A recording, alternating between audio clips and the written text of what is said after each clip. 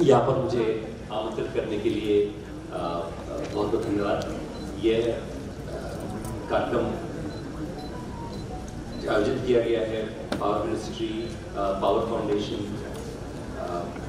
उसके अलावा ज्ञान परिषद सबके द्वारा मिलकर आयोजित किया गया है। इसका पूरा जो परिकल्पना है वह मेरे ख्याल से इस पर आधारित है कि किस तरह से जो ऊर्जा का जो हमारे सामने चुनौती है और जो पर्यावरण की चुनौती है उनको हम लोग कैसे उसका सामना कर सकते हैं। मैं जो आपसे बात करना चाहूँगा वह जो मैंने काम किया है उस पर आधारित है। मेरा ये मानना है कि पहली बात तो मैं कहूँगा कि मैंने जो इस कार्यक्रम के 2 दिन के दौरान जो बाकी लेक्चर्स हैं जिसके बारे में चर्चा हो रही है उसके बारे में भी देखा, तो सबसे पहले तो मैं महसूस करता हूँ और ये कि ये बहुत ज़रूरी है कि हम अपनी जो पुरानी स्थापित सभ्यता है उसकी अच्छी चीज़ों को बरकरार रखें, उसको आगे लेके चलें। जैसे मुझे याद आ रहा है कि मैंने हर साल नए साल की कविता आमतौर पर लिखता हूँ, तो उसमें ये मुझे कविता में लिखा था मैंने कि जो अगले साल का कैलेंडर है वो दरअसल पिछले साल के कैलेंडर की हम तारीखों को लेते हैं और उसी को मिला के नया कैलेंडर बनाते हैं। उसमें कुछ पुरानी चीज़ें रहती हैं, कुछ चीज़ें छूट गई होती हैं वो लेते हैं और कुछ नई चीज़ें शामिल कर लेते हैं। शायद यही चीज़ किसी भी ज़िंदगी में, किसी भी सभ्यता में, किसी भी देश के लिए वो ज़रूरी है। तो जहाँ तक इस दिनों के बाकी सेशंस हैं उनमें काफ़ी फोकस इस बात पे है पुरानी चीज़ें क्या अच्छी हैं जिन्हें बरकरार रखना है, जिन्हें आगे लेके चलना है, परंतु साथ ही साथ जो चीज़ें अच्छी हैं नई टेक्नोलॉजी की उन्हें भी हमें लेना है। कुछ चीज़ें टेक्नोलॉजी ने ऐसी दी है, जैसे कोल बेस्ड टेक्नोलॉजी के बारे में कैसे कह सकते हैं कि बहुत कुछ एडवांसमेंट जो आजकल हुआ है वो शायद कोल बेस्ड टेक्नोलॉजी की वजह से ही हुआ है 200 सालों में, पर उसमें काफ़ी डिसफंक्शंस भी हुए हैं उसकी वजह से। बट रिन्यूएबल एनर्जी एक ऐसा फील्ड है जो दोनों बॉक्सेस को टिक करता है, जो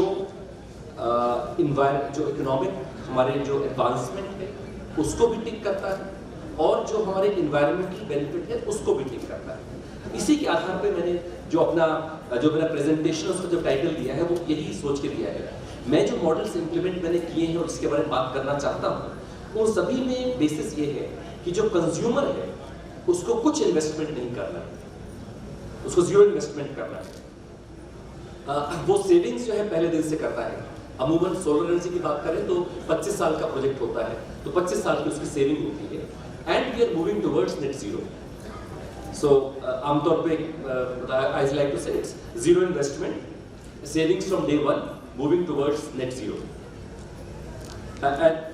मैं सबसे पहले मैं बात करना चाहूँगा रीवा प्रोजेक्ट की। मैं जो भी मैं बात करूँगा वो हमारे जो एक्चुअल प्रोजेक्ट्स लगाए हैं उस पर आधारित है। रीवा प्रोजेक्ट जो 2017 में मध्य प्रदेश में लगा था, उससे पहले ये माना जाता था कि सोलर एनवायरनमेंट के लिए अच्छा है, एनर्जी सिक्योरिटी के लिए अच्छा है, क्योंकि तेल के लिए से आपको आश्रय रहना पड़ता हो कंट्रीज पे। सोलर पैनल एक बार आ गया तो फिर चाहे वो जहां भी बना हो वो आपके देश का ही, आपके देश के लिए बिजली पैदा कर रहा है। अगर आपका लड़ाई किसी भी देश से हो जाए, अगर चाइना से भी अगर कभी मान लीजिए ऐसे नौबत आ जाए, तो अगर चाइना का बना हुआ पैनल आपके यहाँ काम कर रहा है तो वो काम करता है, तो उस पैनल को इस्तेमाल करने में मेरे ख्याल से कोई ऊर्जा सुरक्षा का इशू नहीं। तो रिन्यूएबल एनर्जी जो थी, सोलर एनर्जी, इन दोनों को तो टिक करता था, परंतु इकोनॉमिकली वायबल नहीं था। आप में से कुछ लोग स्टूडेंट्स हैं जिन्होंने शायद अपने बिजली का बिल पे करने की नौबत ना आई, तो आपके घरों में जो बिजली का बिल आता है करीब 8 रुपए पर यूनिट का आता है। अगर हम कोयले से आधारित बिजली लें उसकी बिजली करीबन 4-4.5 रुपए पर यूनिट पड़ती है। तो जिस समय की बात मैं कर रहा हूँ उस समय सोलर इससे महंगा था और भारत सरकार वायबिलिटी या फंडिंग या सब्सिडी दिया करती थी जिससे कि 5 रुपए की बिजली सोलर मिल सके। तो उस समय ये स्थिति थी और सोलर बाकी तरह से अच्छा था पर इकोनॉमिकली वायबल नहीं था। रीवा ऐसा पहला प्रोजेक्ट था हिंदुस्तान में जिसने सोलर की कीमत कोयले की कीमत से कम की। तो इस तरह से तीनों बॉक्सेस को टिक करता था, एनवायरनमेंट को, एनर्जी सिक्योरिटी को और साथ ही साथ इकोनॉमिक वायबिलिटी। अगर हम क्लाइमेट प्रोजेक्ट्स की बात करें तो एक धीरे धीरे वो सब इकोनॉमिकली वायबल होते जा रहे हैं। मैं खुद अगर अपने पर्सनल एक्सपीरियंस की बात करूं तो मैंने खुद पहले तो सोलर 2020 रुपए का भी था जो हम लोगों ने खरीदा है। मैं खुद अपने पर्सनल एक्सपीरियंस की बात करूं तो मैंने 2012 में पावर परचेज एग्रीमेंट साइन किए हैं सोलर का, जो 12 रुपए का।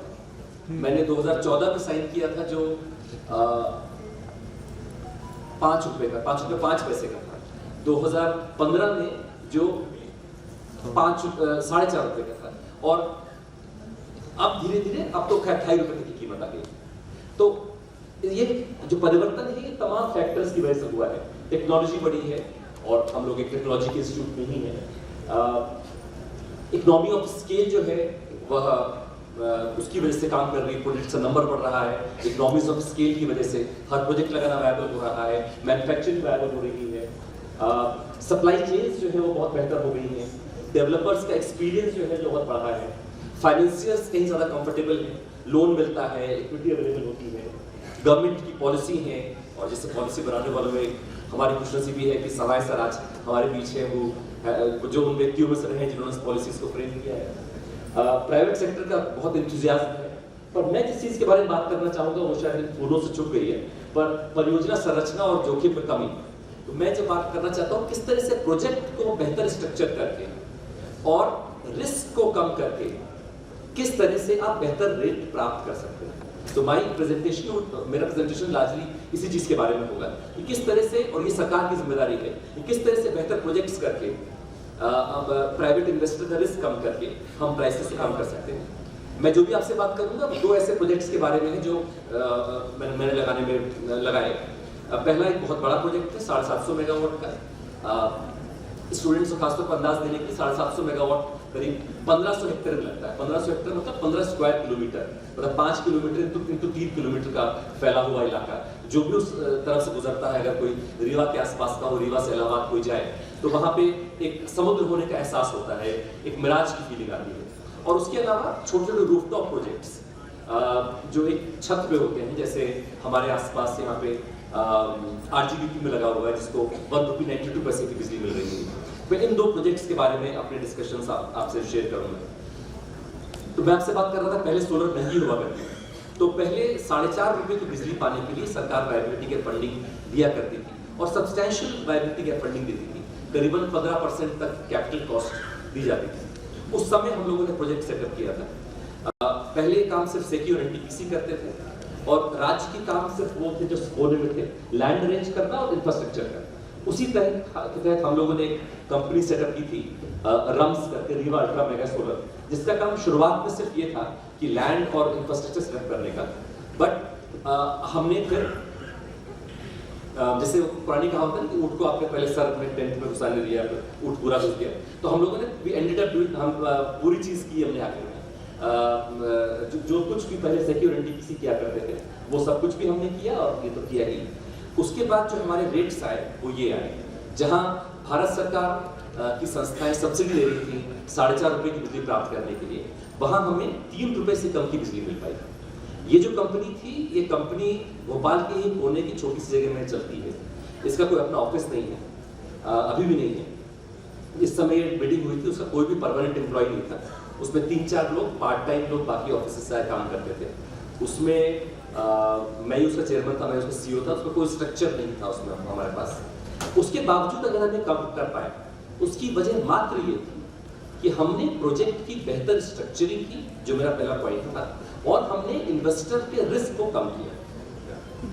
इस प्रोजेक्ट में, जबकि ये स्टेट का प्रोजेक्ट था, उसमें देश और विदेश की तमाम कंपनीज ने पार्टिसिपेट किया, जिसमें सॉफ्ट बैंक जापान ने, फ्रांस के एनजी ने, इटली के एनएल ने, सेमकॉर्प सिंगापुर ने, ये जो कंपनी है मॉरिशस की, इसने प्रोजेक्ट जीता थी, और इंडिया की तमाम कंपनीज ने इसमें पार्टिसिपेट किया।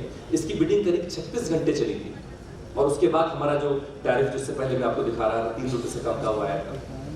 मुझे अभी भी याद है जो सेक्रेटरी थे गवर्नमेंट ऑफ इंडिया में, राजीव कपूर सर, उनको मैंने जब फोन करके बताया कि हमारा टैरिफ ये आया है, तो उन्होंने कहा था कि Manu you made life very tough for all of us, क्योंकि it was very difficult for them to explain कि क्यों 4.5 रुपये की सब्सिडी दी जा रही थी।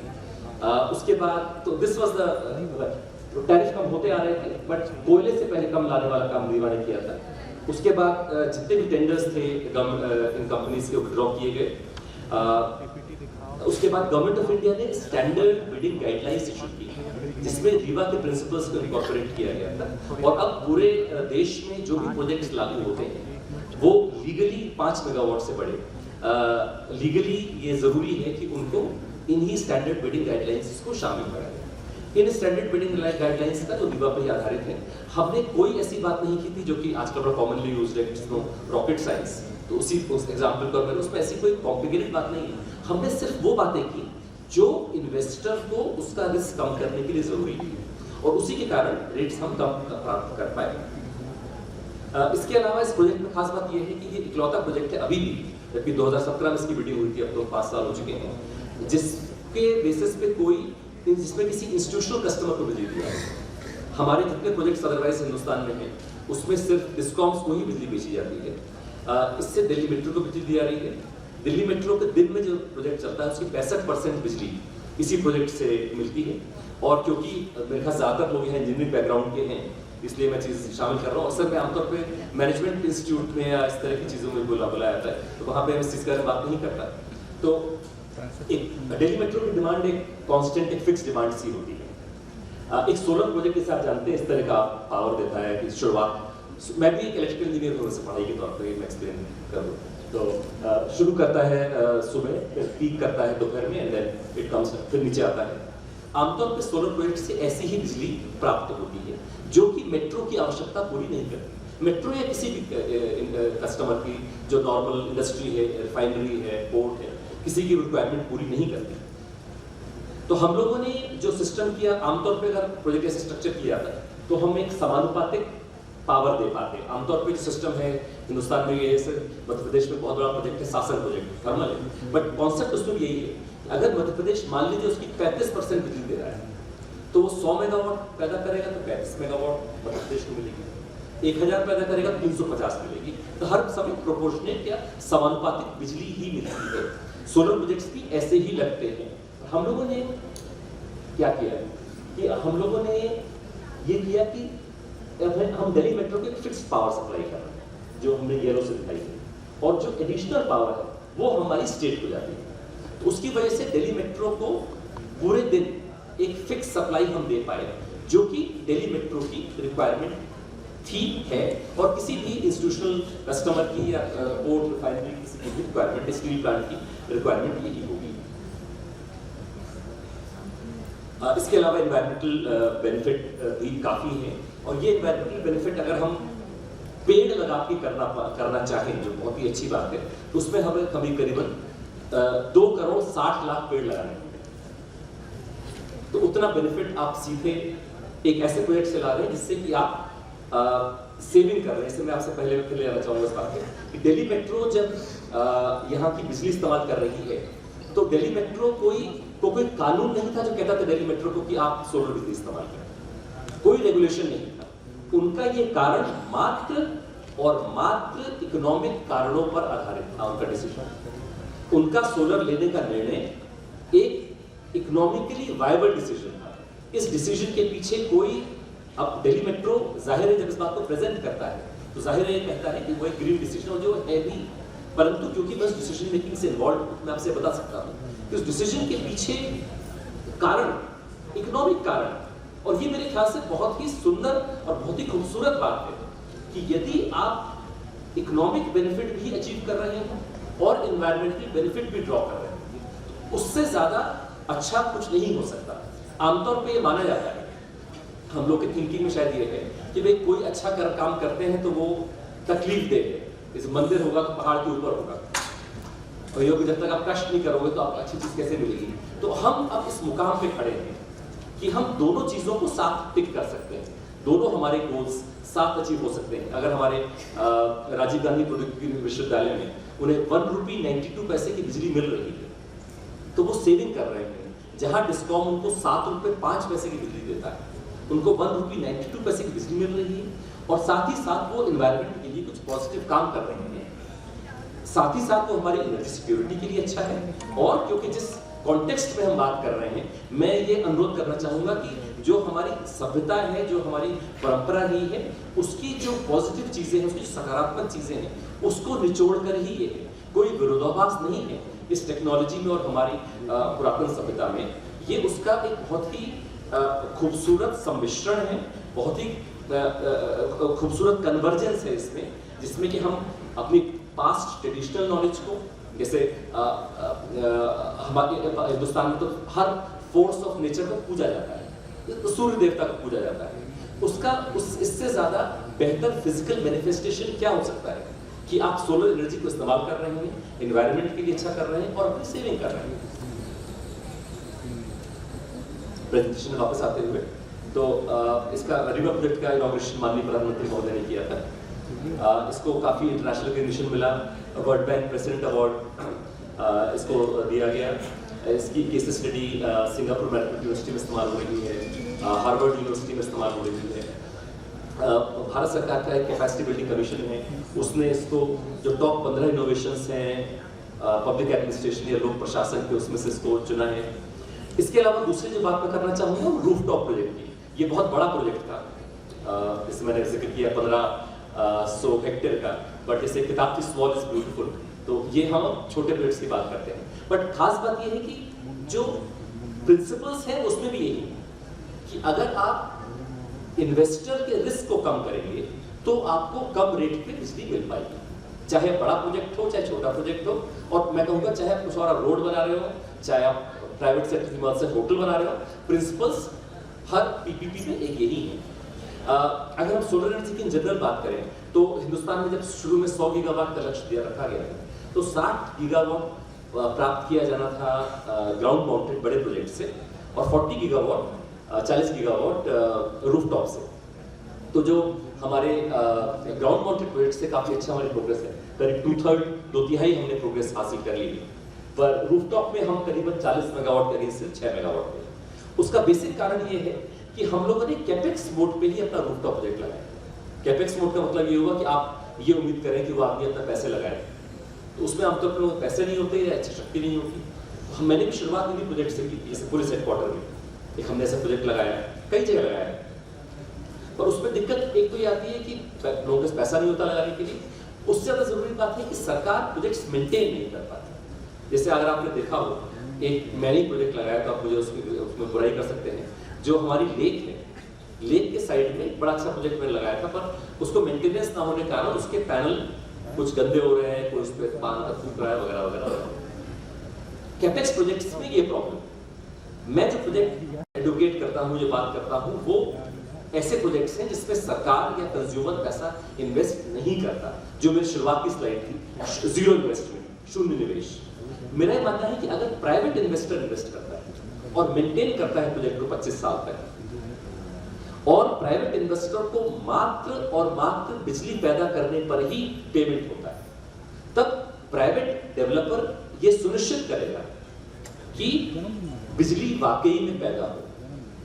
जो कैपेक्स में प्रोजेक्ट सरकार पे लगाती है, क्योंकि सरकार के लिए पैसा खर्च करना आसान है, परंतु सरकार चीजें मेंटेन नहीं कर पाती। मुझे खुद मैंने एयरपोर्ट में प्रोजेक्ट लगाया था कैपेक्स में, तो उसके डायरेक्टर साहब एक बार मिले एयरपोर्ट भोपाल डायरेक्टर पे, और मुझसे बोले कि बड़ा अच्छा प्रोजेक्ट लगाया, पर दिक्कत एक खास सामने हो गई। तो मैंने कहा भाई हमारा कॉन्ट्रैक्टर तभी काटेगा अगर उसकी परफॉर्मेंस एक सर्टेन लेवल से कम हो जाएगा, पर अगर आप खास कटवाएंगे तो आपको ज्यादा बिजली मिल पाएगी। तो सरकार की समस्या ये होती है कि हम प्रोजेक्ट्स मेंटेन नहीं कर पाते। इस जो पीपीपी या रेस्को जो कहा जाता है, ऑपेक्स पैटर्न है, उसमें फायदा ये है कि डेवलपर को क्योंकि बिजली पैदा करने पर ही पैसा मिल रहा है, इसलिए वो सुनिश्चित करता है कि पैनल अगर साफ होने हैं तो वो साफ किए जाए, यदि उनमें कोई तार लूज नहीं होना है तो लूज किया जाए। वो हर 15 मिनट में जो बिजली पैदा होती है, जो इलेक्ट्रिकल इंजीनियरिंग में जो पावर का हिंदुस्तान में पीरियड माना जाता है, कितनी बिजली पैदा होती है उसका वो अकाउंटिंग रख के हिसाब रखते हैं कि क्यों प्रोडक्शन कम हो रहा है, तो उससे ऑप्टिमम प्रोडक्शन होता है। तो जो मध्य प्रदेश में प्रोजेक्ट लगा उसने जो रेट्स प्राप्त किए वो ये हैं। तो जो आपको ब्राउन में दिख रहे हैं, भूरे रंग में दिख रहे हैं, वो हमारे डिस्कॉम के रेट्स हैं, 7.25 हैं, और अर्बन लोकल बॉडीज के लिए थोड़े कम हैं, 6.2। और ये हमें रेट हासिल हुए जो अलग अलग कैटेगरीज के लिए अलग अलग। ये लोअर मोस्ट रेट है इंडिया में, हिंदुस्तान में इससे कम रेट पे नहीं आज तक पावर मिल सकी है। इसको काफ़ी कवरेज मिला क्योंकि लोअर मोस्ट रेट था। इसमें काफी बिल्डर्स ने पार्टिसिपेट किया। तो ये प्रोजेक्ट्स हैं जो एक्चुअली मध्य प्रदेश में चल रहे हैं। इसलिए जो मैं बात कर रहा हूँ वो कोई हवाई या किताबी या एकेडमिक बात नहीं है, ये एक्चुअली प्रोजेक्ट्स हैं विच आर रनिंग। और मैं आप में से किसी से कहूँगा, कोई भी अपने आजकल तो गूगल मैप हर एक के फोन पे होता है, आप पहला IIM इंदौर है, आप IIM इंदौर लिखिए और IIM इंदौर की छत पे जो सोलर पैनल लिखे आपको दिख जाए। तो IIM इंदौर को 1 रुपये 38 पैसे की बिजली मिल रही है। इसी तरह तमाम CAPT भोपाल, ये एक गवर्नमेंट ऑफ इंडिया का ऑर्गेनाइजेशन है। पावर ग्रिड जो कि गवर्नमेंट ऑफ इंडिया का PSU है, उसने हमसे प्रोजेक्ट लगवाया है। 9 साइट्स में उनको 1 रुपये 58 पैसे की बिजली मिली। मेडिकल कॉलेज के अलावा national law university, government of India के तमाम ऑर्गेनाइजेशन हैं, SPA, AG ऑफिस, IIITs,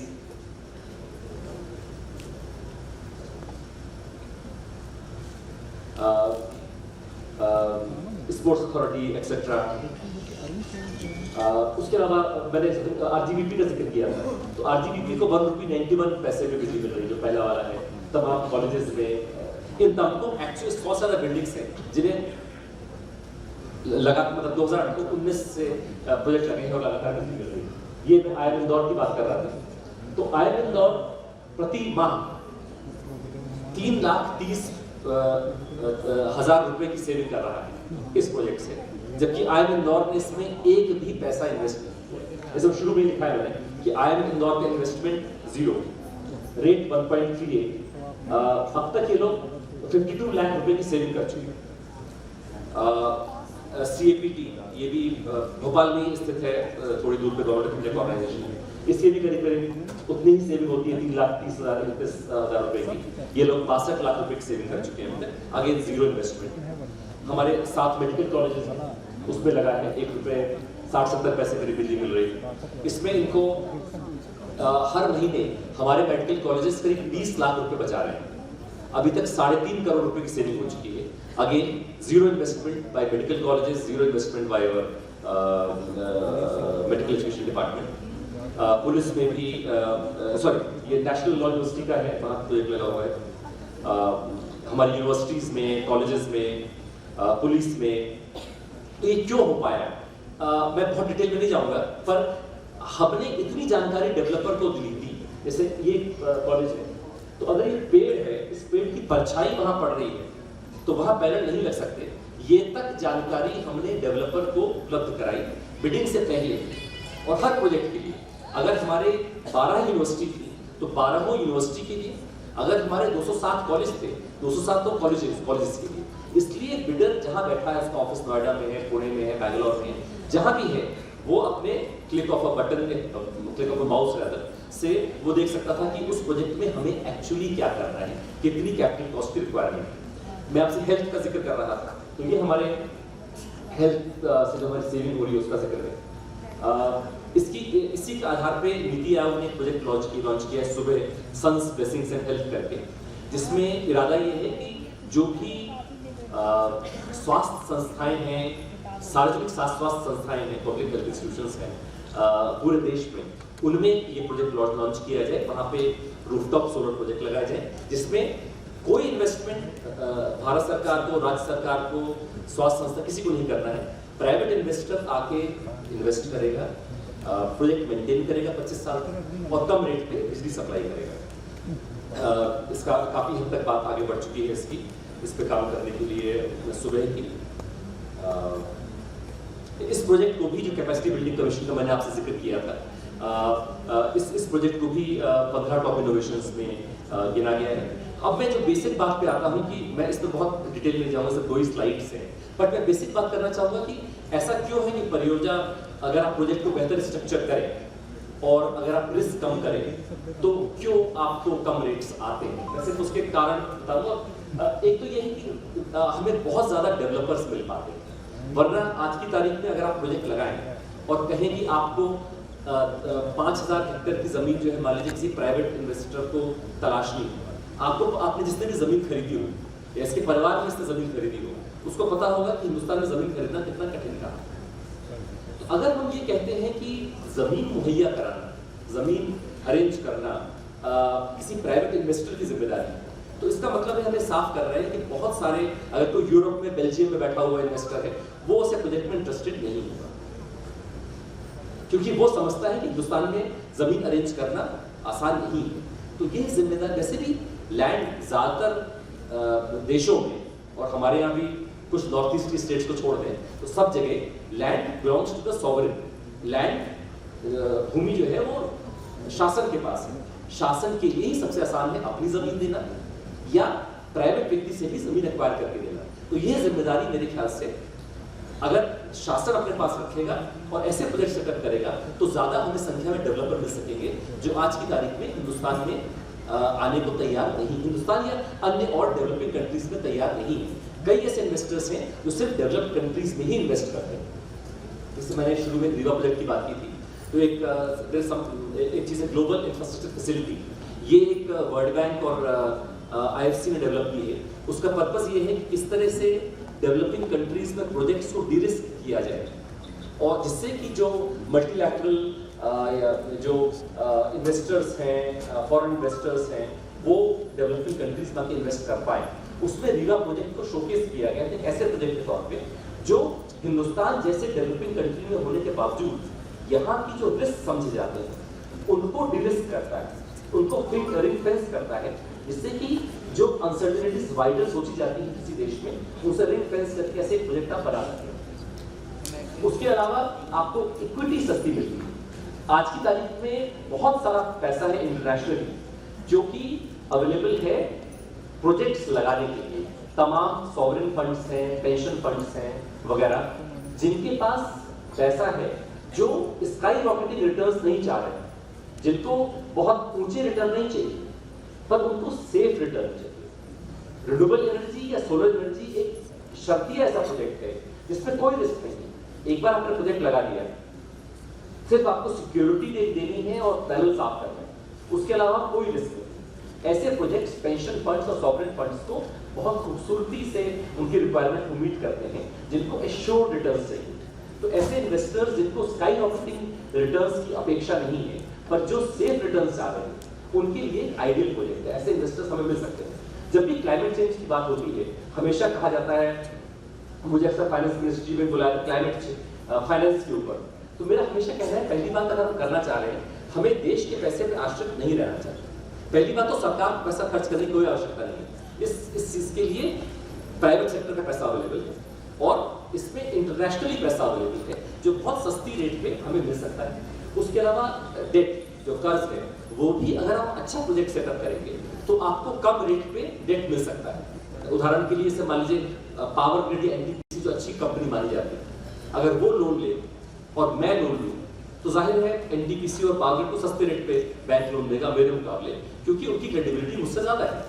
और अगर कोई सड़क पे कोई रिक्शा चलाने वाला है उसको हो सकता है कि मुझसे भी ज्यादा रेट पे इंटरेस्ट मिले क्योंकि उसकी इकोनॉमिक स्ट्रेंथ मुझसे भी कम है। तो जितना आपका प्रोजेक्ट एश्योर्ड होगा उतने रिस्क कम होंगे, उतना आपको डेट कम रेट पे मिल पाता है, प्रोजेक्ट फेलियर के चांसेस कम होते हैं और जो पब्लिक इंफ्रास्ट्रक्चर में पैसा लगाते हैं वो कम फेल होता है। ये कैसा किया जाए ये अपने आप में एक डिटेल्ड मुद्दा है जो मेरे ख्याल से आज का समय इसकी इजाजत नहीं देगा कि इस बारे में बात की जाए। पर मोटे तौर पे मैं ये कहूँगा कि we have to structure our project better. मैं मतलब प्रोजेक्ट स्ट्रक्चर को सिंपली कहूँगा कि कोई चीज़ जो फोन पे बात करते हुए या सामने आसपास आमने सामने बात करके make sense, then it is good project structure. कई बातें ऐसी होती हैं जो बिना एक्सेल शीट के नहीं समझाई जा सकती। जिस प्रोजेक्ट को समझाने के लिए एक्सेल शीट की आवश्यकता है वो प्रोजेक्ट एक वाहियात प्रोजेक्ट है। जो प्रोजेक्ट बातचीत करने में समझ में आ सकता है कि हाँ साहब ये बात निकल सकती है वो एक अच्छा प्रोजेक्ट है। जो प्रोजेक्ट आप बिना एक्सेल शीट के नहीं समझा सकते मैं कहूँगा कि उस प्रोजेक्ट में ही दम है। उसके अलावा आपकी तैयारी बेहतर करने की जरूरत है, आपको लैंड प्रोवाइड करना है, कस्टमर्स प्रोवाइड करना है वगैरह वगैरह। फिर जो खास बात है कि जो भी सिर्फ प्रोजेक्ट्स होते हैं उनमें जो इन्वेस्टर और प्रोक्योरर की जो रिलेशनशिप है वो एक कॉन्ट्रैक्ट पे बेस्ड होती है।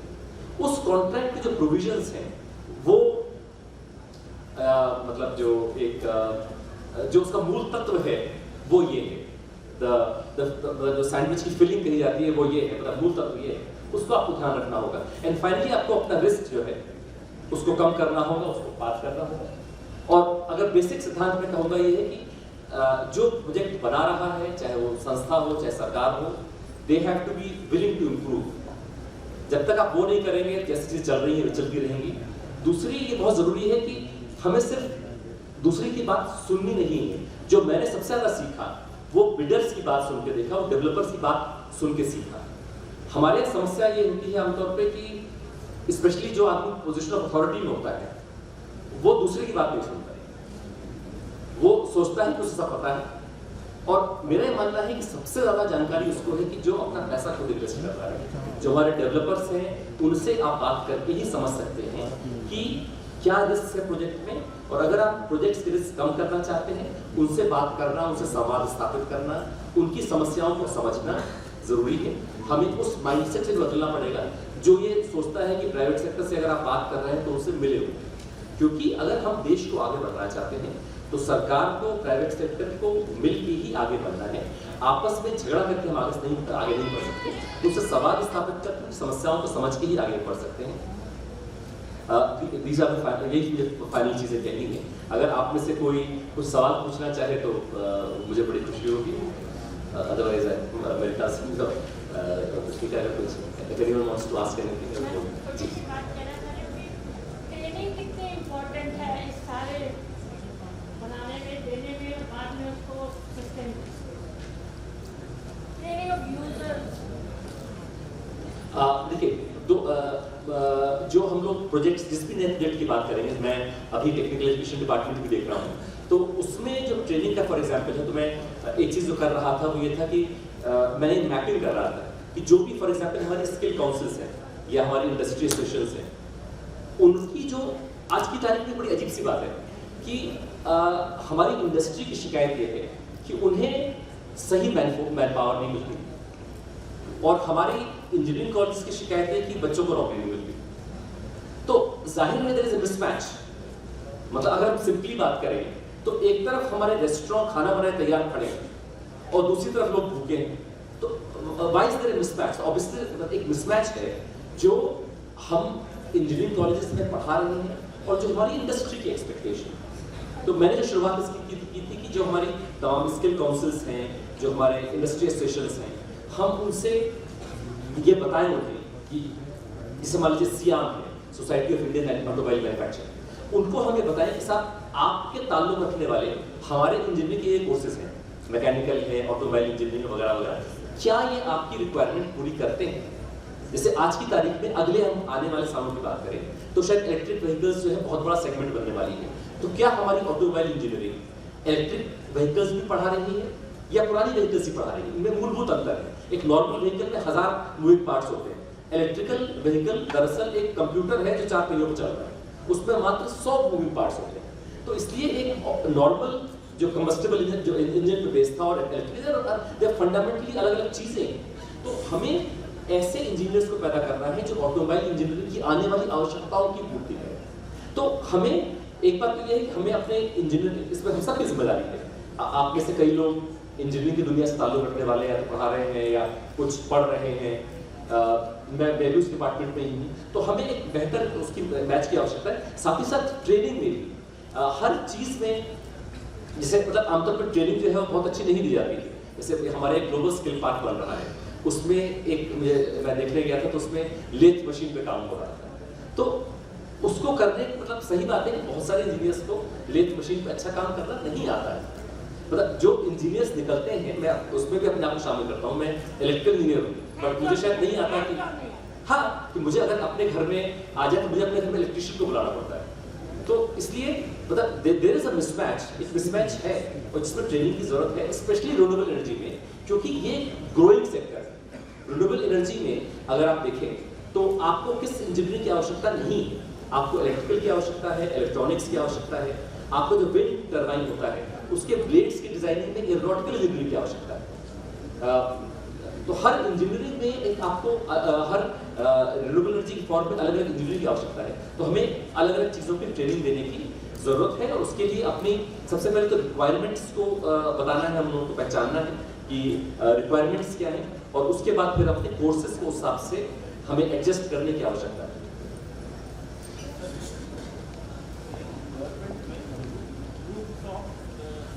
काफी काम हो रहा है, पहली बार तो हुआ नहीं है, आई वुड डिसएग्री। चर्चा हो रही है चर्चा हो रही कि है। होना चाहिए और काम होना चाहिए। कार्यशाला मैंने आयोजित की थी, तो हम कुछ लोग आए कि हम तो कर सकते हैं ये काम, हम छत में या कहीं पर भी सोलर पैनल लगा के कार्य कर सकते हैं, बिजली पैदा कर सकते हैं, लेकिन उनके मन में ये सोच है कि उसका छत खराब हो जाएगा।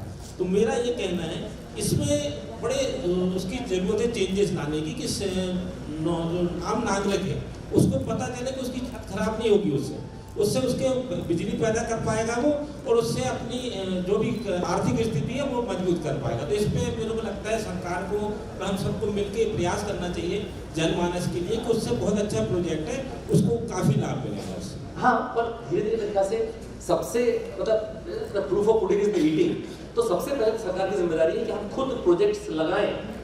भाई ये मेडिकल कॉलेज है शिवपुरी का, तो शिवपुरी मेडिकल कॉलेज का आदमी अगर खुद जाएगा, कोई जाएगा वहाँ पे और देखेगा लगा हुआ है, तो वो खुद महसूस करेगा कि साहब जब शिवपुरी मेडिकल कॉलेज की छत लीक नहीं कर रही है तो शायद हमारे यहाँ की भी नहीं करेगी। हमारे यहाँ के आप देखिए भोपाल का जो सेक्रेटेरिएट है वल्लभ भवन, उस पर लगा हुआ है, यहाँ की पुलिस हेडक्वार्टर में लगा हुआ है, वगैरह वगैरह। बट मैं जिस मॉडल की बात करता हूँ उसमें एक्चुअली जो आमतौर पर जैसे आपने कहा रूफटॉप क्यों नहीं चल रहा है, मेरे ख्याल से उसकी वजह मात्र ये है कि हम लोग ज्यादातर कैपेक्स मोड पे करते हैं, जिसमें अपेक्षा करते हैं संस्था से कि आप पैसा दीजिए, जबकि बेहतर मॉडल अवेलेबल है, इसमें आपको कोई पैसा लगाने की आवश्यकता नहीं है। प्राइवेट इन्वेस्टर आपको इन्वेस्ट करेगा, मेंटेन करेगा, आपको बिजली देगा, आप सेविंग भी करेंगे बिना कोई इन्वेस्टमेंट के। तो मेरे ख्याल से उस मॉडल को प्रोपोगेट करने की आवश्यकता है और सरकार को करना चाहिए, और हम लोग कोशिश भी कर रहे हैं।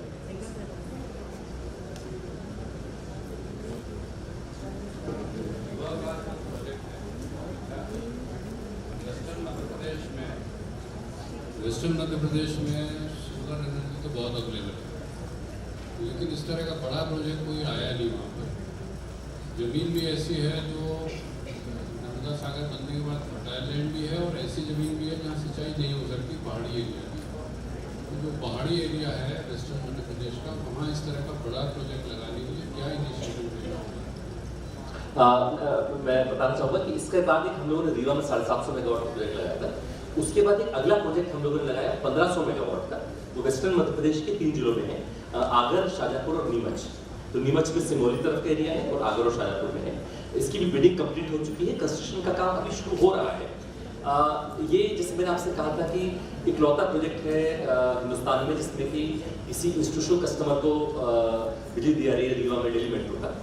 ये 1500 मेगावाट प्रोजेक्ट दूसरा प्रोजेक्ट है, उसमें अभी तक पूरा काम शुरू ही हुआ है, बट बीच में किसी ने और कोशिश भी नहीं किया है उसके बीच में। वो बड़ा इंटरेस्टिंग प्रोजेक्ट है, वो इंडियन रेलवेज को बिजली दे रहा है। उसकी 1/4 बिजली भारतीय रेल को जाएगी, और भारतीय रेल को जाएगी 9 स्टेट्स, 9 राज्यों में देश के जाएगी। और इंटरेस्टिंग बात है कि हमने रीवा प्रोजेक्ट लगाया था, उसके बाद अगला प्रोजेक्ट ये है जिसमें कि आ रही है, और उसके अलावा किसी ने इनिशिएटिव नहीं लिया। तो अक्सर मैं मतलब जो मुझे लगता है कि और मतलब रेप्लिकेशन होना चाहिए, ये भी एक चीज़ महसूस करता हूँ कि मतलब ये मॉडल हम लोगों ने करके दिखाया, एक बार दोबारा भी हुआ है। मुझे लगता है कि और जगह होना चाहिए। हमारे इतने पोर्ट्स हैं, स्टील प्लांट्स हैं, रिफाइनरीज हैं, इतना कुछ है। तो आज अभी तक ये हो रहा है कि कोचीन एयरपोर्ट ने लगाया, तो अपने आसपास लगा कर दिया, बट ये किया सकते हैं दिल्ली मेट्रो को बिजली रीवा के उससे मिल रही है। जो मतलब आप में से अगर कुछ एरिया में जाएगा तो वहाँ कुछ संभव नहीं था कभी होना। मतलब जहाँ पे रीवा का प्रोजेक्ट लगा है वो एक्चुअली फायरिंग रेंज थी, और वहाँ पे बल्कि मेरे पास है भी, मेरे कंप्यूटर पे, ये मेरा नहीं है, तो उसमें 79 में राज्यसभा में सवाल उठा था कि वहाँ पे कितने लोग मरे, तो उसका बकायदा जवाब है कि साहब 1 आदमी मरा, 4 लोग घायल हुए। उस जमीन पे अब अगर एक प्रोजेक्ट लगा हुआ है जो कि जिसपे कि दिल्ली मेट्रो चल रहा है, तो ये एक ऐसी चीज़ इसमें हम सभी को फख्र हो सकता है कि हमारे राज्य में है। तो सॉरी आपका जवाब देते हुए वेस्टर्न मध्य प्रदेश में प्रोजेक्ट मैंने बताया 1500 मेगावाट का आ रहा है, आगर, शाजापुर और नीमच में। उसके अलावा मंदसौर में भी एक प्रोजेक्ट एनटीपीसी ने लगाया 250 मेगावाट का। पर मतलब मैं तो ये कहूँगा वो एक रेगुलर प्रोजेक्ट है, जैसे पहले लगा करते थे कि वो था तो वैसे उसी टाइम पे रीवा का था, पर वो एक नॉर्मल प्रोजेक्ट जो सब्सिडी दे के 5 रुपये की बिजली वाला टाइप का प्रोजेक्ट था। 250 मेगावाट को एनटीपीसी ने लगाया हुआ है, बट उसकी बात इसलिए नहीं की जाती क्योंकि उसमें कुछ नई तरीके की चीज़ नहीं थी। प्रोजेक्ट बड़ा ज़रूर है, पर उसमें मतलब there was nothing innovative in that project. Mandsaur में 250 मेगावाट का है, और उसके अलावा नीमच में एक और भी 105 मेगावाट का एक और भी प्रोजेक्ट है वेल्सपन का, और ये आ ही रहा है 1500 मेगावाट का, आगे शायद थोड़ा मिलना चाहिए। विंड उसके अलावा बहुत है वेस्टर्न मध्य प्रदेश में। जी वाटर बॉडीज के ऊपर जो पावर प्लांट्स करते हैं उसके बारे में अगर आप हमें कुछ जी, बताएं, ये क्या floating वो का एडवांटेजेस है या नहीं है, और what are the technical in that? उसमें काफी काम हो रहा है फ्लोटिंग पे। कई प्रोजेक्ट्स लग रहे हैं, हम लोगों ने भी एक प्रोजेक्ट मध्य प्रदेश में लगाया है, उसमें मेरा बहुत ज़्यादा रोल नहीं रहा है। इनिशियली मैंने उसको रोल प्ले किया था, बट उसका मैं आपको बेसिक डायनेमिक्स बता देता हूँ कि थोड़ी सी कॉस्टिंग बढ़ती है, क्योंकि जो फ्लोटर्स होते हैं वो थोड़ी सी उसकी कॉस्टिंग जरूर बढ़ती है, पर धीरे धीरे जो ज़मीन की कमी आ रही है उसके लिहाज से वो ज़रूरी है। उसमें भी इकोनॉमी ऑफ स्केल का प्रिंसिपल है। उसमें जो एक बेसिक मुद्दा है जिसे एड्रेस करने की मेरे पास ज़रूरत है, वो ये है कि अगर मैन्युफैक्चरिंग पास में हो, क्योंकि जो फ्लोटर होता है आप इमेजिन कर सकती है वो प्लास्टिक का होता है, उसका वॉल्यूम बहुत है, वेट बहुत कम, तो इसलिए उसका ट्रांसपोर्टेशन बड़ा महंगा होता है, परिवहन बड़ा महंगा होता है। तो इसलिए जितनी दूरी से आप फ्लोटर का परिवहन करेंगे उतना प्रोजेक्ट की कॉस्ट बढ़ती जाती है। तो उसका आइडियल प्रोजेक्ट ये होगा कि अगर किसी बहुत बड़ी वाटर बॉडी के पास में अगर कोई मैन्युफैक्चरिंग फैसिलिटी भी हो तो उसकी कॉस्ट काफ़ी कम की जा सकती है। तो आज की तारीख में काम शुरू हो गया है हमारे यहाँ ओंकारेश्वर प्रोजेक्ट में, हुआ भी है प्रोजेक्ट, और उसका रेट थोड़ा जो ग्राउंड माउंटेड प्रोजेक्ट से ज़्यादा है आज की तारीख में, बट जैसे मैंने कहा तमाम चीज़ें इकोनॉमी ऑफ स्केल वगैरह वगैरह से आगे आने वाले समय में ये कम होगा। कुछ एक आध और चीज़ें हैं जिनका वक्त के साथ पता चलेगा, जैसे पानी की इतनी ह्यूमिडिटी हाई ज़्यादा होने की वजह से उसमें रस्टिंग वगैरह क्या इम्पैक्ट होता है, इसकी बहुत ज़्यादा पता नहीं है, प्रोजेक्ट लगे हैं, उससे वक्त आने में आने वाले वक्त में इसके बारे में clarity.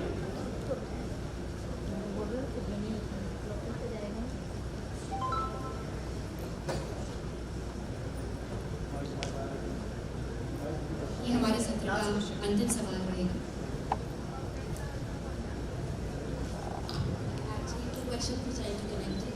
The first one was, you said you have investment risk zero. Sorry, it was put like it. So you said that the investor should think that the investment risk is zero. Close to it. So the It can first never be one you zero. said that you provided the GPS data to them so that they could install and plan accordingly. So what were the other factors that you provided them? And the second is interconnected. And what technology you used for giving that data? Was AI involved in that, or like I want to know a little more about the data management and the communication of the same and other investment risks? Firstly, I must say that you must not think that this question was planned by me, because this is what I speak all the time. So, firstly, you must not allege that I don't even know her. So, this is a natural question. Okay. So, how was it? Well, there can never be a zero risk, because an entrepreneur, by definition, is someone who takes risk. So, well, what I always try to say is, जोखिम की कमी. I believe it's more risk mitigation than risk removal. You can only mitigate risk. Now, how you can mitigate risk? Frankly, this is a lot of things about it. So this is what I have tried to talk about this. So for example, the project, the first one is, I'll just give you a few examples because it's a big subject. Project structuring. So I just distinguish between a bad project and a good project regarding how projects can be structured. So I will give you an example for bad project. So I will tell you how rooftop projects have been commissioned in India earlier. How they were done in India were that some organization in Delhi would issue a bid. In that bid, they would ask for the rates for each state. Now, say you have filled a rate for UP, a rate for MP. Then someone who wins the bid for UP is expected to go to each and every institution in UP and convince them that I want to set up a rooftop solar over your building. Please give me this permission. And there is a 250-page power purchase agreement. Please sign it. Now you think of it. In UP, let's talk of Dean of Medical College of Meerut. He has not heard of SECI. He has not heard of rooftop. He doesn't know what a power purchase agreement is. Imagine how difficult it is for that developer to try and convince each building in UP to get a solar rooftop. How we did was that firstly we convinced the customers. We convinced our medical colleges, we convinced our colleges, we convinced our universities, we convinced IIM Indore that please be a part of our project. So the buildings were already known to the developer. So when the developer bid and they gave us the lowermost rate, they knew they were bidding against a real project with real buildings, which would, and winning the bid, which actually translate into projects being set up on real buildings. And that is why projects have actually come up. So we convinced the bidders, so there was no marketing exercise necessary by the developers. So the failure of SECI's projects the reason was that they left the marketing exercise entirely to the developer. The developer was supposed to go and try to convince the Dean of Medical College of Meerut and Lucknow and so on and so forth. That's one example. Then, for example, payment security. Like you supply power, Riva project supplies 3/4 of its power is supplied to MP Discoms. So MP Discoms, like most Discoms in the country, are loss-making, and 2 out of 3 are in a very bad shape. Central and East, West is slightly better. So no good investor would have wanted, because look at it from the point of the investor. They are setting up a project and they are getting payment from Discoms for the coming 25 years. So unless they are sure that the Discoms will actually pay, how can the investor properly invest? So we arranged for a payment guarantee from the state government to say that if the Discom does not pay or doesn't pay in time, then the state government would step in and pay on behalf of the Discoms. So these are some ways in which you can structure the project. The other is Pariyojana ki Mazboot Tayari, I mean, effective project arrangement. So for example, when we bid for Riva, what we did was that we were arranging land from various sources. So we prepared a map, which was in our data room. So whatever land was available with us, we put that in a different color. So the developers or the bidders could see how much land is with us. So on the day of bidding, we actually had 98% of the land necessary for the project. So they could actually be confident that the land is actually available to them. The next is contractual provisions. So the example, what we put in our contract, which is later being used in the standard bidding guidelines of Government of India, is that the day zero of the project is not when the agreement is signed. Day zero of the project is when we give 90% of the land to the developer. In India, the problem is that you expect a private party to build a road. You have to give him land for the road. He or she is expected to build the road in 3 years. You give him land after 2.5 years. Then you refuse to give him extension of time because you are an honest officer. So to avoid these problems, what we did was that day zero was not the signing of the power purchase agreement. Day zero was the day when we gave them 90% of the land. So by such contractual provisions, we instilled a lot of confidence in the developer and mitigated the risk of the developer. For example, some part of the evacuation of infrastructure was to be done by us, and we had our own contractors. Now imagine if they put the solar panels and the infrastructure for evacuation is not ready, then the power cannot be evacuated and the developer cannot monetize their production. So what we had said was that if we don't do our job in time, you can take over our work, pay us less and take over our work.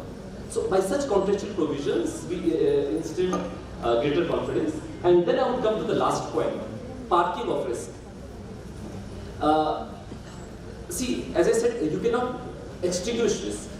The risk can never be reduced to zero, but you can mitigate risk, and the unmitigated risk has to be parked with the appropriate stakeholder. जो risk हम खत्म नहीं कर सकते, उसको हमें उसके पास रखना पड़ेगा तो उसको संभाल पाएगा. Now here I will tell a story, जो कि जरूर थोड़ी सी 2 मिनट लगेगा, but वो बड़ी खूबसूरती से एक्सप्लेन करती है इस पॉइंट को. तो क्या हुआ कि दिल्ली मेट्रो जब बिजली खरीद रहा था, उसने कहा था कि भाई हम तो डिलीवरी पॉइंट जो है वो रखेंगे दिल्ली. डिलीवरी पॉइंट मतलब वो है जहाँ पे की जिम्मेदारी खत्म हो गई. जैसे मान लीजिए हम लोगों ने आइसक्रीम खरीदी और खरीदने के बाद आइसक्रीम हमारे हाथ से गिर गई, तो आइसक्रीम वाला हमारी आइसक्रीम रिप्लेस नहीं करेगा क्योंकि हमारे खरीदने के बाद आइसक्रीम हमारे हाथ से, तो डिलीवरी वहाँ हो गई थी. वही जोमेटो में क्या होता है कि जोमेटो में अगर वो लेके चला, मान लीजिए आइसक्रीम तो शायद पिघल जाएगी, कोई और एग्जाम्पल है, मान लीजिए बटर पनीर लेके चला और बटर पनीर लेके आया और रास्ते में गिर गया, तो उसकी जिम्मेदारी डिलीवरी हैज नॉट हैपेंड. तो सिमिलरली दिल्ली मेट्रो चाह रहा था कि delivery of power should be at Delhi में हो, और मेरा ये कहना था कि रीवा में होना चाहिए। ये क्यों जरूरी है बताता हूँ मैं आपको। क्या हुआ कि गवर्नमेंट ऑफ इंडिया ने पॉलिसी बनाई थी, अब ये सब बात सहाय सर बैठे हैं तो इनके सामने बतानी भी चाहिए और नहीं बतानी चाहिए, दोनों बातें। तो क्या हुआ, गवर्नमेंट ऑफ इंडिया ने पॉलिसी बनाई थी जिसमें कहा था कि रिन्यूएबल एनर्जी का ट्रांसमिशन जो है फ्री। तो दिल्ली मेट्रो कह रहा है क्या फर्क पड़ रहा है, दिल्ली में दो या रीवा में दो। परंतु क्या हुआ था कि भारत सरकार ने पॉलिसी इशू की थी, नोटिफिकेशन जारी नहीं किया। तो मैं पहले भी कुछ विभागों में रहा था जहां मैंने देखा कि नोटिफिकेशन और पॉलिसी में थोड़ा सा बाद में फर्क हो जाता है कभी-कभी। तो इस कारण से मैंने इंसिस्ट किया कि डिलीवरी पॉइंट रीवा ही होना चाहिए। और ये प्रोजेक्ट अगर आ पाया, और मैं आज उसके बारे में बात कर रहा हूँ, तो मात्र उस डिसीजन की वजह से भी है, क्योंकि जो नोटिफिकेशन आया वो ये आया कि फ्री है मगर डिस्कॉम्स के लिए। अब दिल्ली मेट्रो डिस्कॉम नहीं, तो दिल्ली मेट्रो के लिए फ्री नहीं था, तो जो 3 रुपए की बिजली थी उसका ट्रांसमिशन 1 रुपए का पड़ रहा था।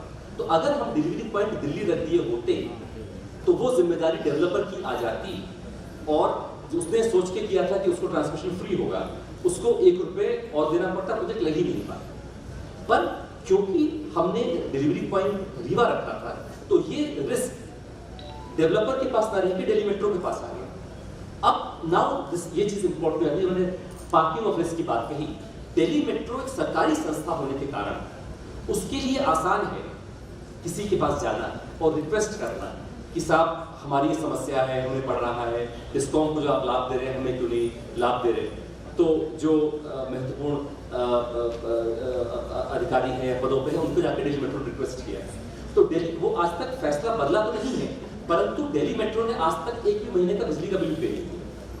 ये प्रोजेक्ट 2018 से चल रहा है, 4 साल हो गए, पॉलिसी में भी चेंज नहीं हुआ है। बट दिल्ली मेट्रो ने आर्गुमेंट ये दिया कि इंडियन रेलवेज को डिस्कॉम माना गया है, तो उनका कहना है कि अगर इंडियन रेलवेज डिस्कॉम जैसे हैं तो हम इंडियन रेलवेज जैसे हैं, तो हमें भी डिस्कॉम जैसा मान लिया जाए वगैरह, ऐसा कुछ आर्गुमेंट करके उन्होंने आज तक पे नहीं किया है। ना अगर यही डेवलपर के पास रिस्क होता, किसी भी प्राधिकारी के लिए किसी प्राइवेट डेवलपर की रिक्वेस्ट मानी थी, ये अलाउ करना असंभव होता, क्योंकि उस पर ये इल्जाम लग सकता था कि उसने किसी प्राइवेट डेवलपर से मिलीभगत करके सरकार को नुकसान पहुंचाया। परंतु जहां दिल्ली मेट्रो वहां पे ये आसान है, क्योंकि दिल्ली मेट्रो के पक्ष में फैसला करने पे कोई आप पे इल्जाम नहीं लगा। तो पार्किंग ऑफ रिस्क का एक और आसान एग्जांपल है टैक्सेस के बारे में। जैसे टैक्स है आपके, जैसे जीएसटी लग गया, जीएसटी का रेट चेंज हो गया। प्राइवेट डेवलपर जीएसटी का रेट के बारे में कुछ लोन अदा नहीं कर सकता, ये सरकार के लिए आसान है। इसीलिए पार्किंग ऑफ रिस्क का एक और उदाहरण ये है कि इसे जो अब टैक्सेस होते हैं, तो चेंज ऑफ लॉ क्लॉजेस माने जाते हैं, जो आप ये कहते हैं कि अगर टैक्स का कोई चेंज हुआ, जैसे अक्सर हम टेंडर में देते हैं कि rate is inclusive of all taxes. ये छोटे टेंडर में तो ठीक है, परंतु बड़े टेंडर में तो समझदारी की बात नहीं है, क्योंकि टैक्स के ऊपर प्राइवेट पार्टी को कोई कंट्रोल नहीं। तो टैक्स जो है वो सरकार की जिम्मेदारी होनी चाहिए, और अगर टैक्स ज्यादा या कम होता है तो सरकार को क्लियर करना चाहिए। ये एग्जांपल है। सेकंड आपका क्वेश्चन था, the second question was how much data did we use. It was not like AI, it was not as hi-fi as AI. So there is a package called Helioscope. What you use is you use a Google image and you use photographs from various angles. Like for example, this building were to be there from 4 angles, on the ground and on the roof. On the basis of that, there are standard packages through which you can develop data like this. And I would like to point just one thing. Like look at the extreme right corner. इस project में if it needs 4 inverters, it needs 247 modules, it needs string 817.8 metre of copper wire. यहाँ तक की information हमने दी थी कि एक जगह जहाँ आप प्रोजेक्ट लगाएंगे वहाँ पे आपको कितने इन्वर्टर लगेंगे, कितने मॉड्यूल लगेंगे और कितना कॉपर वायर लगेगा। खास बात है, हमें करने में कोई ना खर्चा आया ना एफर्ट लगा। ये जो हीलियोस्कोप पैकेज काम करता है, एक बिल्डिंग के लिए मात्र 400 या 500 रुपए में ये काम हो जाता है। तो ये कोई बहुत ज्यादा कॉस्ट नहीं है, परंतु इसकी वजह से जो आपकी सेविंग हो रही है वो बहुत ज्यादा है, क्योंकि आप जो इंफॉर्मेशन जो है बिल्डर को अवेलेबल करा रहे हैं, उस इंफॉर्मेशन के कारण। वरना आप सोचिए कोई आदमी पुणे पे बैठा हुआ है, उसे आपने कह दिया 207 कॉलेज में आपको लगाना है मध्य प्रदेश में, 207 कॉलेज मध्य प्रदेश का, तो हमारा जो कमिश्नर हायर एजुकेशन वो भी कभी नहीं गया होगा। तो एक पॉसिबल है क्या एक बिल्डर के लिए कि वो 207 कॉलेजेस विजिट कर लें? इम्पॉसिबल है। बट इसके माध्यम से हमने ये व्यवस्था कर दी कि उसके डेटा रूम में वो क्लिक ऑफ ए बटन पे वो जा सकता है हर एक कॉलेज के बारे में, उस कॉलेज का बिजली का बिल, उस कॉलेज का डेटा रूम में कितना प्रोजेक्ट लगना है, वो सब जानकारी दे सकता है। इसी कारण हमारे यहाँ जो लोअर मोस्ट रेट आ पाया, इसी कारण आ पाया। सो ये सब मेरा कहने का मुद्दा यह था कि ये सब चीजें की जा सकती हैं, आसानी से की जा सकती हैं, थोड़ी मेहनत, थोड़ा एफर्ट करने की आवश्यकता है, पर अगर हम वो करें तो आज की तारीख में, क्योंकि आपने कह दिया था कि लास्ट सवाल है तो मैं समाप्त कर रहा हूँ, क्योंकि एक होता ही है कि जो देखिए आदमी यहाँ पे ऑर्गेनाइजर है वो है तो एसेंशियली टीचर है, और टीचरों को तो हमेशा याद होती है कि उनकी बात को सुना जाए और कभी उस बात पे कोई क्वेश्चन मार्क ना लगा सके, तो हर word is the last word. मैं ये भी कहता हूँ I can say it all the more because I have grown up in a family of teachers. मेरे फादर कॉलेज में पढ़ाते थे, मेरी मदर स्कूल प्रिंसिपल थी, मेरी वाइफ के फादर यूनिवर्सिटी पढ़ाते थे, उनकी मदर यूनिवर्सिटी में प्रोफेसर थी, मेरे चाचा चाची भी कॉलेज में पढ़ाते थे, मेरे मौसा मौसी भी पढ़ाते थे, तो मैं एंटायर टीचिंग फैमिली से हूँ। तो इसलिए मैं टीचर की बात मैं सिर्फ ये कहना चाहूँगा, मेरा मैसेज सिर्फ यही है कि सोलर एनर्जी हमारी जो ऐतिहासिक सभ्यता रही है उसके बेस्ट पोर्शंस को अंगीकार करके जो टेक्नोलॉजी का जो फॉर्म ले रही है उसका है। हम हमेशा फोर्सेस ऑफ नेचर को वर्शिप करते आए हैं। आज की तारीख में इससे खूबसूरत उदाहरण नहीं होता किस तरह से उन फोर्सेस ऑफ नेचर को वर्शिप करने का एकमात्र तरीका मूर्ति बनाना और हाथ जोड़ना नहीं है, ये भी उसी को पूजने का एक बहुत ही खूबसूरत तरीका है। उस तरह से आप अपनी जिंदगी में ला रहे हैं और वो करके न सिर्फ हम अपने कल को खूबसूरत बना रहे हैं, अपने भविष्य को खूबसूरत बना रहे हैं, बल्कि अपने आज को भी खूबसूरत बना रहे हैं, क्योंकि हम जो सेविंग्स कर रहे हैं, जिससे मैंने उदाहरण दिया है इंदौर का, CAPT का, हम वो सेविंग्स आज की सेविंग्स हैं। हम सिर्फ मदर अर्थ के लिए, अपने कल के लिए, भविष्य के लिए नहीं कर रहे हैं, हम सिर्फ अगली जनरेशन के लिए नहीं कर रहे हैं, हम अपने लिए भी कर रहे हैं, और इसलिए करने की जरूरत है और ये करने का सही समय है।